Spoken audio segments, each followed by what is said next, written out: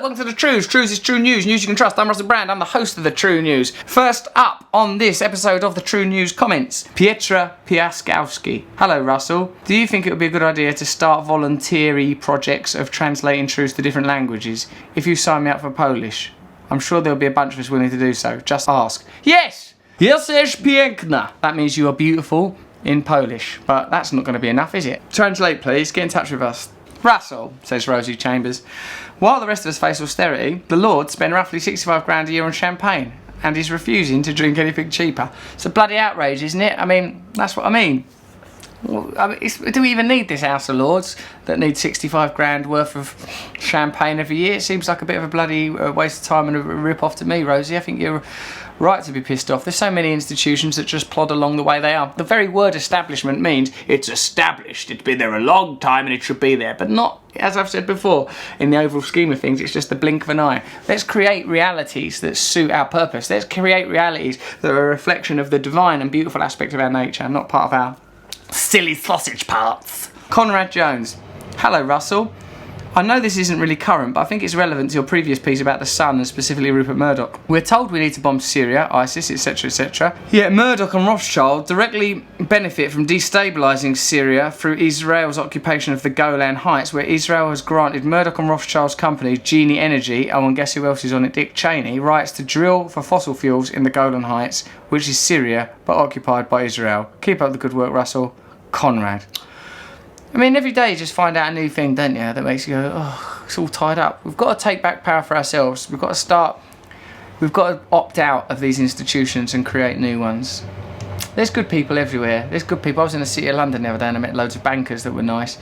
But we've got to start breaking this structure by not participating in it and creating new structures. Keep sending us your ideas, it really, really helps. T1E and Son. Hi Russell, have you managed to go vegan yet? No, I was just upstairs eating eggs. Just now, I've just come down from eating a delicious flan thing. Was it tortilla? Oh, it's so nice. Look, I feel bad about it. And the lasagna's definitely had cheese in it. You can get fake cheese. All right, I'll try harder. I'm gonna do it. I will do it.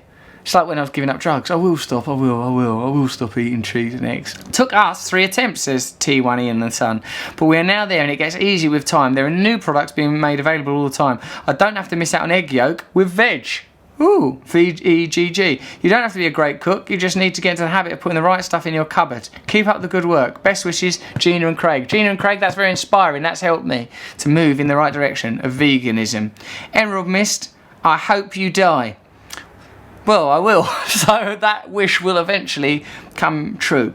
Kingston Bejong. Dear Russell, do you think we should as a society veer away from the nanny state mindset insofar that the NHS spends £47 billion on treating obesity when the simple solution is to stop eating so much, and another £21 billion on treating people who choose to go out and consume alcohol only to end up in A&E? The bottom line surely is that people should take personal responsibility for their actions that impact on the rest of society. Well, I don't see it like that, because I think, you know, if you think people that are obese, a lot of times, either some sort of underlying health issue, and certainly there's the issue of living in a society that pushes eating as a solution to the way that you feel. And the same is true with alcohol. Like, alcohol is, the availability is pushed, and also we're all under so much stress. We're not living in natural environments. Remember, we're designed to live in sort of small communities of 75 to 100 people that keep in contact with one another through grooming and gossip, that have a shared communal myth that brings us together, that have regular festivities and more leisure time, less time working. Denied all of this, people will eat more food. Forced to live in farm-like conditions, we will behave in an unnatural way. If you come in the end, a bit of cake or a pint of bloody kestrel seems like the only answer for a lot of people. So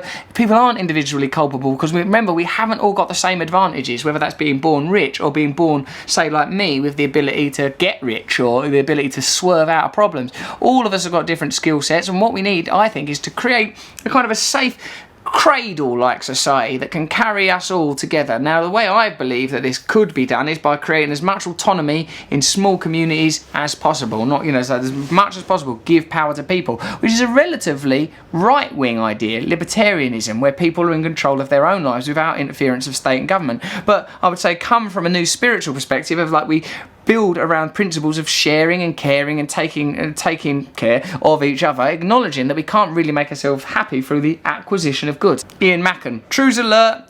Is the TTIP repeat scandal the final proof that our government does not have our best interests at heart and is merely helping corporations become more powerful than the laws that govern them? Can it be that this heralds a new era as democracy moves into the digital age via alternative media? Yeah!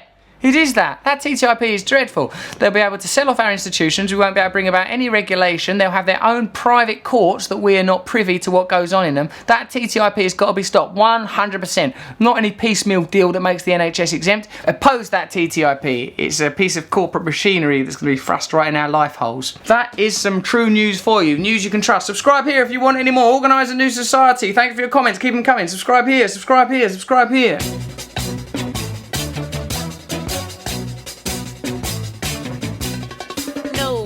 Is a tool that is abused to fool you and to leave you scared and confused. Trews is like the news. If the news was true, I want some Trews. Let's have some Trews.